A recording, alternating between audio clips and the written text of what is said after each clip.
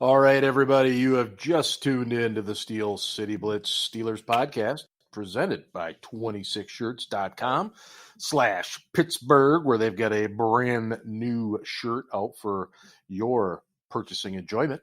And we'll talk about that later. But joining me tonight is Mr. Ben Anderson, and we will take a look at the Steelers' 17-7 win over the Kansas City Chiefs in preseason week 2. Talk a little bit about the injuries and the way the roster's shaping up. Look a little bit ahead to the week 3 dress rehearsal game that so many teams use week 3 as, and probably a whole lot more along the way. So again, thanks for tuning in wherever you are. Give us a good review, will you please? And if you do, let me know and I'll send you things. Ben, how's it going for you tonight? It's going just fine. Yeah, it's an unusual week because the Steelers played Saturday, and they don't play again until Sunday night. And there really hasn't been a whole lot of information. Part of it is because we can't get anybody to be able to see practice now that training camp has broken, and they're back at the Southside practice facility and everything else. So. Yeah, it's hard to glean as much information as before, but just your overall impressions of what you saw last Saturday in Pittsburgh against the Chiefs. It started out a little sloppy. Yes. It wasn't great initially. I think both teams started out a little sloppy, frankly, and I thought that was why Patrick Mahomes played longer than I expected him to initially play. But overall, it was pretty good. Not quite where we want to be yet, not quite ready for prime time, but getting there, making progress.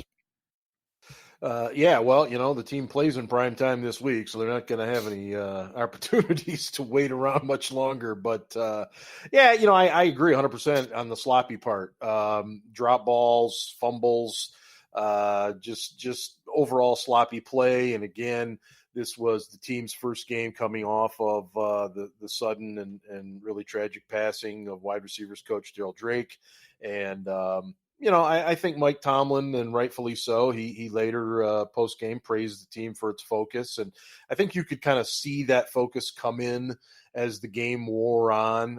I didn't see quite as many of the little boo-boos and mistakes and stuff as we saw early on. And, and certainly the Chiefs, your opponent always has something to do with that. But, I guess if I'm a Chiefs fan, I've probably got some questions about, the way they executed and stuff as well. So, so let's talk about the quarterbacks real quick. Obviously, Ben didn't play again.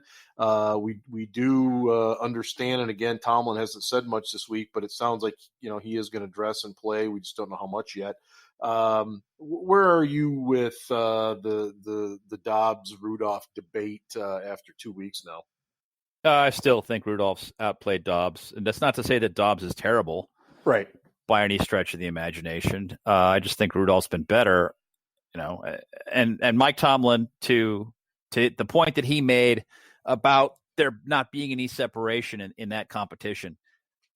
I think that as fans, we tend to overreact to the things that Mike Tomlin says and doesn't say when he's speaking to the media. Tomlin does a lot of things to get into players' heads. And I took that as Mike telling both those guys to step up their games, to really bring as much as they possibly can to this, because it's not over with yet. And, I left it at that. I thought a lot of people kind of overreacted to it and were like, what are you talking about? I was like, God. Well, I think in general we have this tendency to go straight to the box score, and we look at the stats and we think, oh, well, geez, he must have played this way and he must have played that way. And, you and I have been doing this long enough to know that you also have to take a look at the tape, because you don't know how many beautifully thrown balls ended up being completely dropped. You don't know how many poorly thrown balls ended up being caught by a good receiver who made an adjustment on a bad pass. Absolutely. Both things happen. And the other thing you got to take into consideration is when a quarterback makes a bad decision and throws the ball someplace that he shouldn't be throwing it, and you still complete the pass.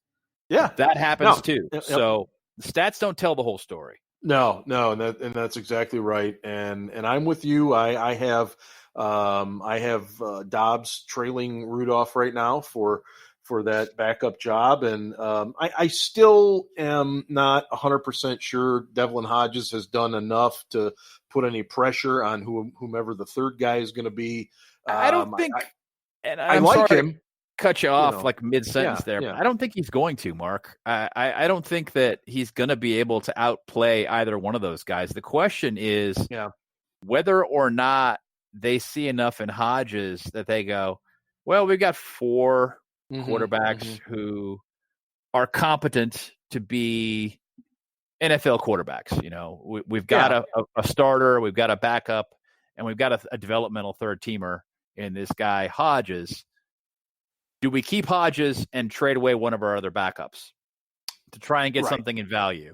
And that's the only question. I honestly don't expect to see it happen, but that's where it comes into play. It's not going to be a question of Devlin Hodges beats out Josh Dobbs or Devlin Hodges beats out Mason Rudolph. Is Hodges good enough to be an NFL third-team quarterback?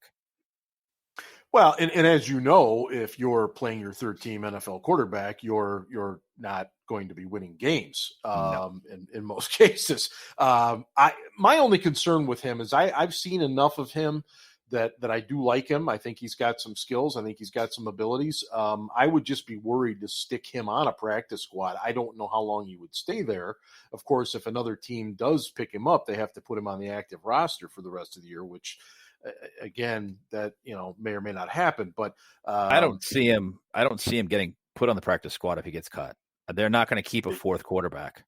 They don't have enough reps to do that. And well, that's true. Once you get into the season and in practice, the reps go way down. You don't have enough reps, and frankly, teams look at developmental squads, practice squads, taxi squads, whatever you want to call them, as additional depth. And you don't need a 4th quarterback for depth. You just don't need that. You only got 10 spots, so you're going to keep a couple defensive linemen, and maybe you keep an extra safety because you're only going to have like 4 of those. Offensive linemen. You keep some offensive linemen because you want to develop those guys, and you keep that pipeline full like they do every year. So you look at those positions where you want to have developmental players in the system learning from your coaches. And those are the guys you keep around. You don't keep around a guy like Devlin Hodges to be your 4th quarterback. I fear that what's going to happen is Tomlin and whomever else has some loyalty to let's say Dobbs at that 3rd spot, and they get rid of Hodges. And I think he's got, and I know it's a bad word, but I think he's got potential. And we'll see where it goes. It's here nor there right now, but we still have 2 preseason games left to go. So we're not talking about giving away Johnny Unitas here. I'm not. I don't think so. No. I'm not really sweating it. If he's got some potential, it's to be a backup quarterback in the NFL. It's not like he's going to be a franchise player and the Steelers are letting him walk.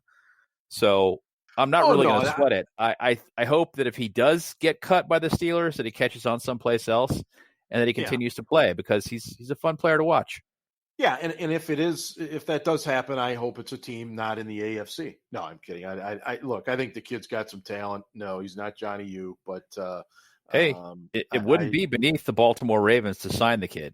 Hell no, it wouldn't. In fact, I can already see it happening now that you mention it. God. Anyway, defensively, and this will kind of tie in with our injury talk here, Vince Williams did not even dress up for the game. Devin Bush was in uniform but did not play. We understand Bush has a bit of a shoulder thing. It's not thought to be overly serious. We'll see how serious, depending on what his availability, as Coach Tomlin likes to call it, is on Sunday night. We have not heard anything about Vince Williams. now again, they don't really have to say anything, but have you heard anything regarding this? Nothing. And I've tried. Yeah. It's he's injured. He's out. That's right. all we're getting. He's injured right now, and that's it. It's like, well, yeah, and a lot of people tune into the game. Of course, it was delayed about an hour for the weather, but they tune in and they look at the defense and they see Mark Barron out there with dirty red, and everybody's like, "What's going on?" Of course. And natural reaction. But that's an interesting one. And then the other interesting one we were talking about before we started recording was Sutton Smith, the rookie that everybody's so excited about. He hasn't played now in the first two games. And Ben, didn't he make some kind of joke about what his injury has been? Obviously didn't disclose it, but kind of made a crack about it or something. Yeah, he just basically was like, he was kind of laughing about the fact that the guys were giving him a hard time. He missed 17 days. Yeah. Now that's 17 days consecutive, not 17 practices. But he missed 17 days of activity. And that's a long time when you're trying to make an NFL squad. It really puts him behind the eight ball. He didn't play in the first game, didn't play in the second. It sounds like he's going to play in this game. And he just kind of, laughed about it and was like, it's fine. They're kind of making fun of me. Not a big deal. But what I had was serious. He won't go into detail about what it was, and I don't think he's allowed to.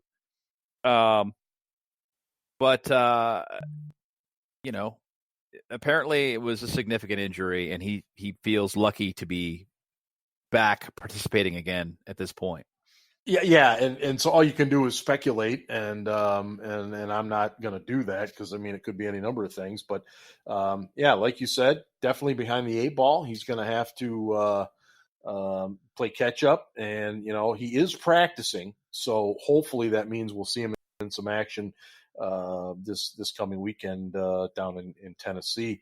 Again, everybody, you are listening to the Steel City Blitz Steelers podcast presented by 26shirts.com/Pittsburgh, and you can get your Ben Roethlisberger themed quarter Banksy t-shirt. You got to check it out to see what I'm talking about at the site. And right now, $8 from every shirt sold goes to Jeremiah's place there in Pittsburgh. So please consider doing it. It's a great, comfortable t-shirt, and people will ask you where you got it. You will tell them, and more business will flow there. That's how it works, people.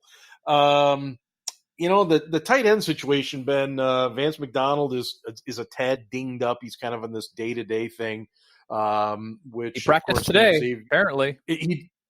He did. Okay, so we're in some capacity anyway. Now they just got a picture of him practicing. That doesn't necessarily mean that he was a full participant. And unfortunately, Coach Tomlin doesn't have to tell us who practiced fully. No, he does not. During the preseason, he doesn't have to tell us anything, and so we don't really know what the deal is. I think on Monday he said he was day to day and he's fine. He was very terse about it. Yeah, he's day to day, he's fine. And then what's next? Exactly. So, in the classic words of Frank Drebin of Police Squad, nothing to see here. Zach Gentry did not play at all on Saturday night, the fifth-round draft pick out of Michigan. So that left Kevin Rader. He didn't practice today, and neither did Vince. And right. So, you got Rader and Xavier, and who knows what's going on with Christian Scotland Williamson. He was supposedly injured too, and and you've got the big kid from Texas A&M, Wood, that's also a long snapper too. But I, based on what I've seen of him, I am not speculating that he's going to be on this squad. So still thin there. If you've listened to the show regularly, then we've talked quite often about the fact that we would like to see them make some kind of move prior to the start of the season to get, at worst, a veteran number 2 in there. But last week, Ben, we kind of we're resigned to the fact that it's probably not going to happen, is it? I don't think so. But I would like to be surprised. Yeah, it's one of these deals where it's like I'm afraid I'm right. I don't want to be, but Right. I'm afraid that I am. I'm ready to be disappointed by this. And it would be really nice if they would add some depth there. There are a few teams. Indianapolis jumps right to mind where they have a ridiculous wealth of riches, embarrassingly so, at tight end, and they can't keep them all. So my guess is one of those guys is going to be available in trade. I don't know if Colbert will pull the trigger or not. He's already burned a fair amount of draft capital already this year. I don't know. We'll see. But it would be nice to shore up that position as well as safety. But, Yeah, that too. And that takes me to that next topic is the fact that, Cam Kelly, the young man out of San Diego State and played in the AAF, he looked pretty decent the first week. And he's a guy that we need to be decent every week. We've got to have somebody. The way that Sean Davis throws his body around, he's going to get dinged up from time to time, and we've got to have a guy back there that is capable. And if it can't be him, I don't know that there's another guy on this roster that I have any faith in doing that. So it would be really nice if Cam Kelly could take that spot, right? From Marcus Allen, yeah, and I don't know how Marcus Allen is expected to play at free safety, given the fact that he's put on weight and gotten slower. But, apparently that's where they've got him slotted right now. It'd be really nice to see Cam Kelly solidify that spot as a backup free safety. But as well, it'd be nice, honestly, to upgrade Marcus Allen and Jordan Dangerfield. Yeah. These are guys who keep hanging around because they work hard at their craft, but they're marginally talented. And I'm sorry, PSU fans, but Marcus Allen ain't it. He can't. No. He doesn't have good change of direction speed. That is bottom line. That is the issue. If he's running straight at someone and laying a hit on him, he's fantastic. You're right. He's great. Yep. But in coverage, he's a liability. And safeties have to cover. Yeah, and you saw that in week one where he was a step slow on a couple of different times. And I have breaking news here, Ben. Breaking news. My understanding is that Vince Williams is dealing with a shoulder and that Sutton Smith has been dealing with some rib injury. Not sure the extent of that. But he was back on Monday and has practiced each day since, and Williams still not so much. So there's your breaking news. Did it? There you go. All that stuff. You wonder if Smith's going to wear a flak jacket. Absolutely. On Sunday. I mean, we knew, from OTAs that they definitely liked the kid. They got a big kick out of him, and they played him at H-back and messed around with him there, and of course on the edge and everything. But getting him in some actual game action is a whole different animal. So hopefully, and you're right. I would think he's got to be wearing some kind of protection around the ribs. I mean, those kinds of injuries are just brutal. While we're on the topic of safeties, let's talk about the corners real quick. Certainly. Who do you expect to play? I mean, Joe Hayden's still out. Yeah. Steven Nelson, Mike Hilton didn't have a real strong game last week. Cam Sutton has had a good camp and has had a good preseason thus far.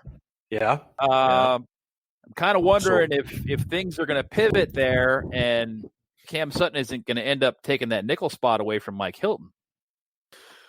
Hilton has not looked good the first 2 weeks, and correct me if I'm wrong, but doesn't that sort of kind of go back to last year where he was kind of struggling a little bit as well? Yeah, in the middle of the season, it was like weeks 9 through 12, 9 through 12, 9 through 11. He was splitting reps with other players, Sutton among others, and he was kind of, I don't want to say he was in the doghouse, but he was splitting reps and he was getting pulled because of ineffective play.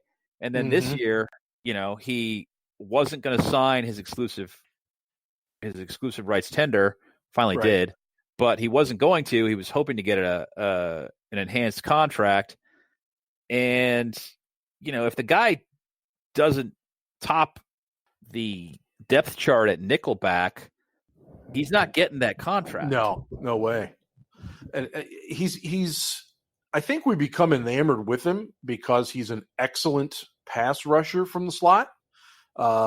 And for a period of time, he covered pretty well, but the covering part seems to be where he's struggling, at least from what I've seen. Yeah. And now just going back to your original point here, Joe Hayden, we're told is the classic day to day. It's a foot injury. I don't think they're overly worried about it. I think they're looking at it as an opportunity to get a veteran some more rest, to get some young guys some more play. Yep. So I would have to think Sunday night we'll probably see, Steven Nelson on one side and Artie Burns on the other side. Yep. And then Hilton and Sutton in the slot. But interesting though, and tell me what you think here. Interesting though that Burns played so much last week at the expense of Justin Lane. Has the pecking order changed? Has Justin Lane been demoted? I think he probably has. Now, I think it was, and I want to give proper credit here. So I'm pretty sure it was Chris Adamski that tweeted that Lane was on all of the different special teams units, however, which is a good bad. It kind of means that we're going to keep you on the roster, but primarily as a special teams guy, while you work yourself into being an NFL level cornerback. I'd be shocked if they cut a third round corner. Oh yeah. And I don't mean in any way, shape, or form to suggest that they would cut him. Just was only referencing what you said about knocked down in the pecking order. And look, I don't think there's any Steelers fan that doesn't root for Artie Burns. If you know his backstory at all, then you're not a human being if you don't root for this kid. But we've seen this before too. We've seen it before where in the preseason he plays really, really well. Then he gets into the games in the regular season, and it's just like the light bulb goes out, and holy crap. So we're pulling for this kid, and and like you said, we were talking, before we started recording about, what are they going to do with their defensive numbers here? I mean, are they going to keep 10 defensive backs, 6 corners, 4 safeties? And I have to think so. Yeah. The way it's looking, the numbers. Yeah. And you need 3 corners on the field in most formations, so 2 deep at all those positions would be 6 corners. And then 2 deep at both safety positions is 4 more guys. That's 10. So you can go with slimmer numbers than that, for a week or two, but you need to have that depth most of the time on your roster, in my opinion. The real question there is linebacker. Yeah. So let's transition over to that, because there's some young linebackers on this team that are really deserving. And deserving is a loose term here, but the Steelers in the past have kept 9, as many as 10 linebackers, and we were trying to do some of the math on that. And look, you've got Watt, you've got Dupree. Those are your starters on the outside. You've got Ola, and you've got Chick, and both of those guys are dealing with some injuries right now. So there's 4. Then you move to the inside. You're looking at Bush, Barron, Vince Williams. That gets you to 7 right there. Right. Now, you got Matakevich. Matakevich, who is a special teams demon. Danny Smith loves him. Despite his deficiencies in pass coverage, I think Tomlin and Butler like him when he's in there. So that gets you to 8. And we haven't talked about Ulysses Gilbert yet. We haven't, talked about what Mr. Skipper is doing. He's having a nice camp in preseason. So where do you see this falling? Like I talked about earlier, after camp started, you looked at all the talent in that group. I wonder if this won't be a year. Tomlin's never kept 10 linebackers, never. Right. But I wonder if this won't be the year that he does. Bill Cowher used to do that. He used to do 10 it. linebackers, and he would turn them into special teams players and tell them that was how they were going to, they were going to earn their way, was play special teams. And he developed players that way, and the linebackers were always the strength of the team. So that could be a way to go, but it would be a philosophical shift if that happens. And it would probably come at the expense of a defensive lineman. And that's exactly what I was going to say. So that means typically the Steelers would keep 25 on D. So that means you'd have 10 DBs, 10 linebackers, and only 5 defensive linemen, which, of course, in today's NFL, you're in specialty packages so often, maybe it doesn't sound so bad. But it would be, as you just said, it would be a dramatic shift in what Tomlin has done. I mean, typically they only dress 5 defensive linemen anyway. Yeah. And in all likelihood, it would mean that they kept an extra defensive lineman on the practice squad. So maybe they'd keep 2 instead of just 1, or they'd keep 3 instead of just 2. Does he want to have somebody there waiting in the wings, in the event that you need a player, somebody who knows your system? But yeah, that roster spot's got to come from someplace. And I don't see it coming from offense. No, I don't either. I wanted to, I'm going to make a major shift in gears here. Ben, there was a play Saturday night against Kansas City featuring rookie Deontay Johnson. And first of all, he made a very, very nice touchdown catch in the game. But this was an offensive pass interference. And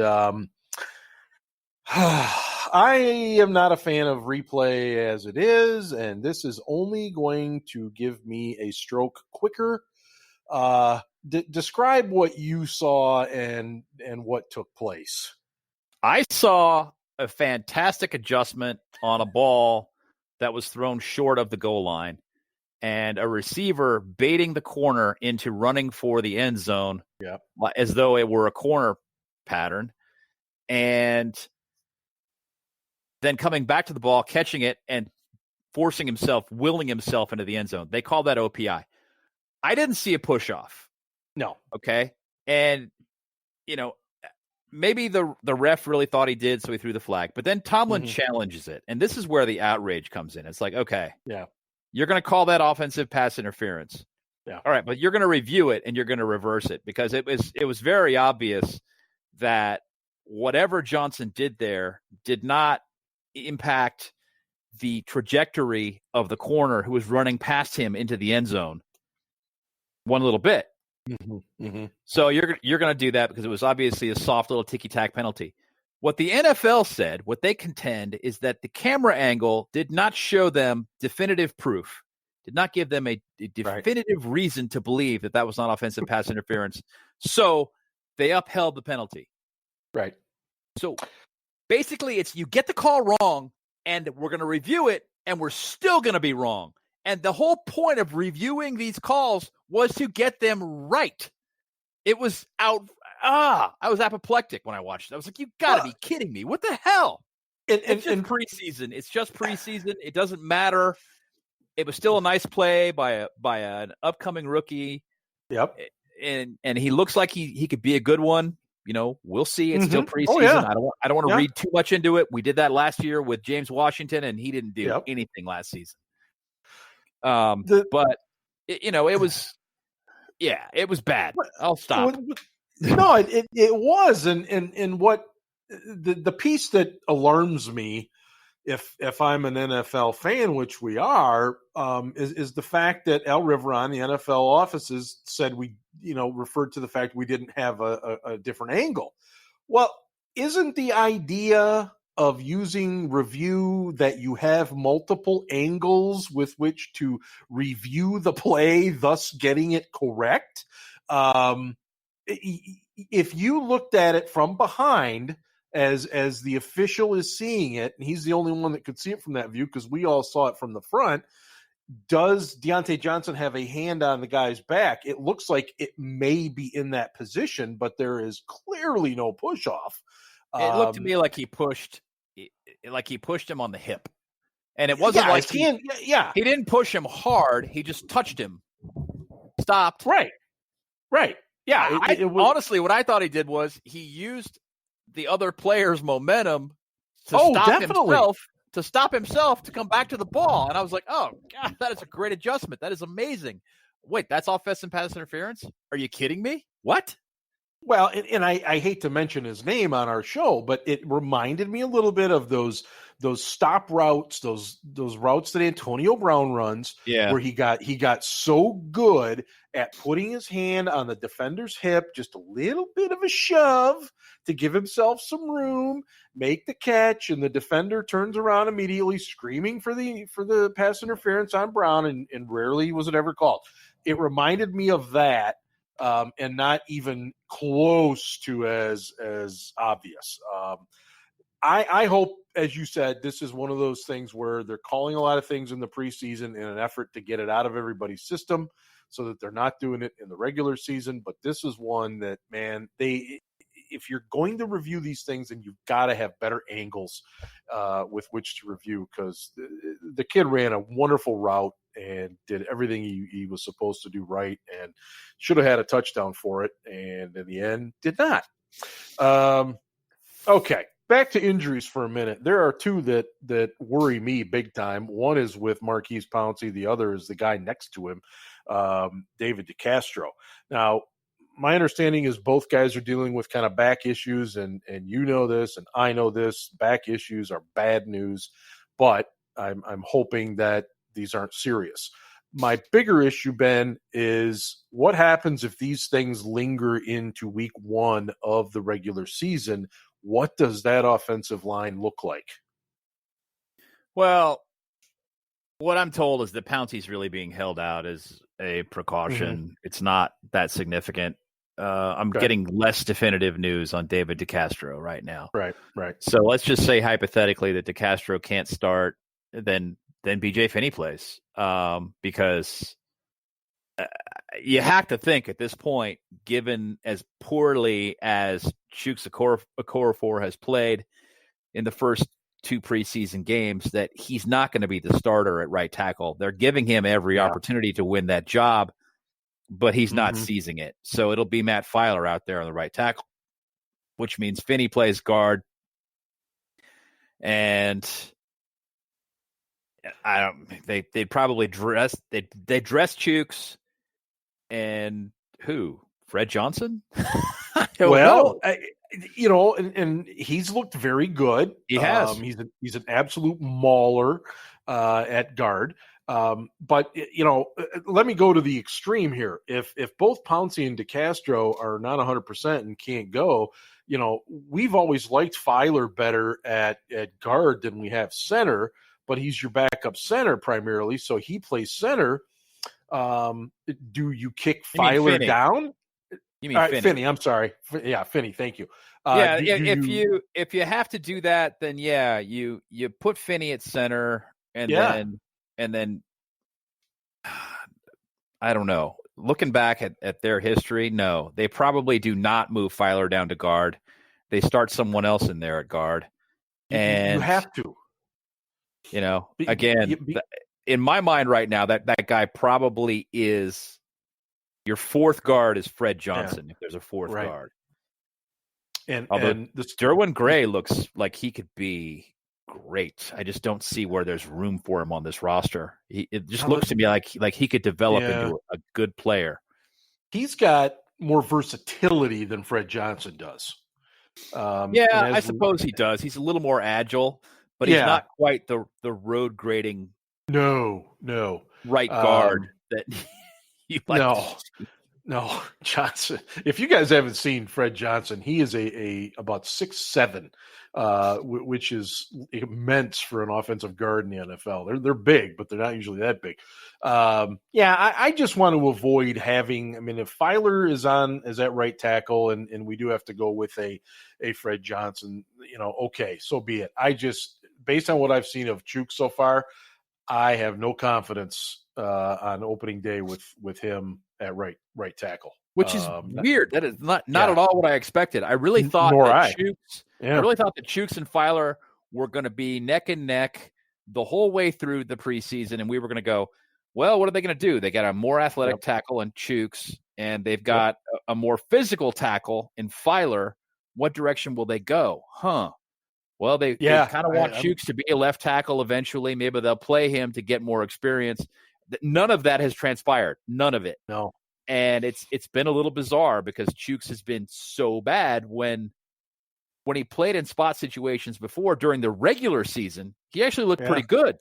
He was fine last year. He had one start, and then he had a couple other games. But I think we can safely say Gerald Hawkins is no longer part of the equation. Yeah, I think so, which sucks. Yeah, very much so. Had high hopes for him. Me too. Just injuries kind of derailing him and so on and so forth. But as we wind things down here on the show, the Steelers, of course, will play their first road game, and road games are always important in the preseason.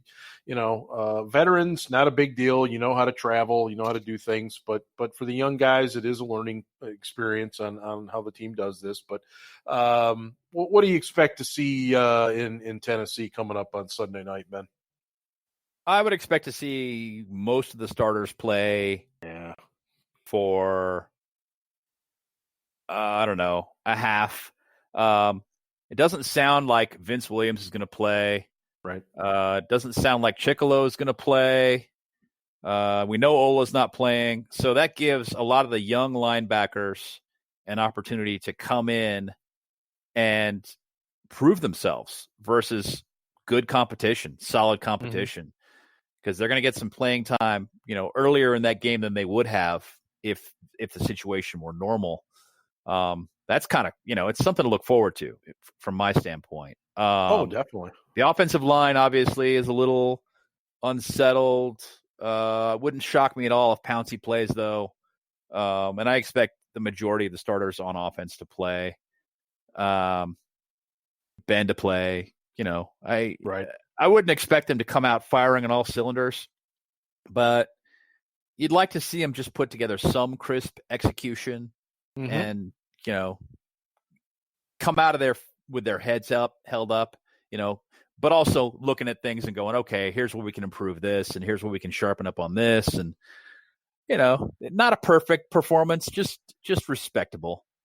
Yeah, definitely. And they've gotten the 2 wins, and the winning and losing is not what the preseason is about, as we've said a million times. And obviously health is a big deal. We'd like to see as much health come out of this game as possible. And I'm a little intrigued to see some of the starters in there. I'm also intrigued to kind of see where they go in terms of who's chosen to replace Ben Roethlisberger and how much he plays versus the other guys. And and then we get ready for week 4, which is basically just guys literally running their butts off to save jobs. And right.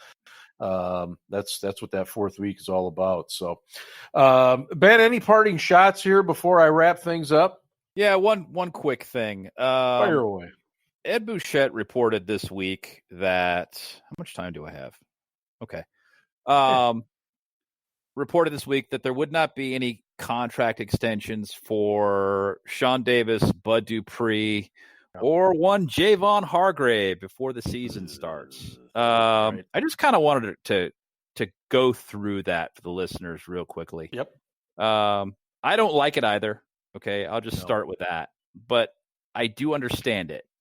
And I really, really don't like it. I got a lot of crap yesterday for not acknowledging the realities of the situation on Twitter. Whatever.